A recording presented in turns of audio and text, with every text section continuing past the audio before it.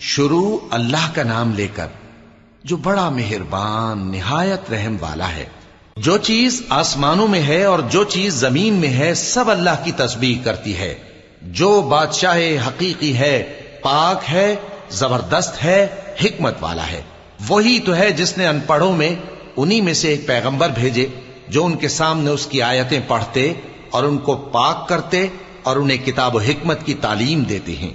اور اس سے پہلے تو یہ لوگ کھلی گمراہی میں تھے، اور ان میں سے اور لوگوں کی طرف بھی ان کو بھیجا ہے جو ابھی ان مسلمانوں سے نہیں ملے، اور وہ غالب ہے، حکمت والا ہے۔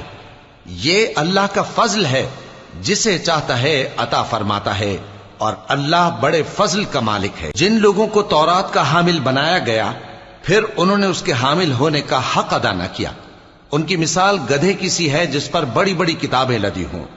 جو لوگ اللہ کی آیتوں کی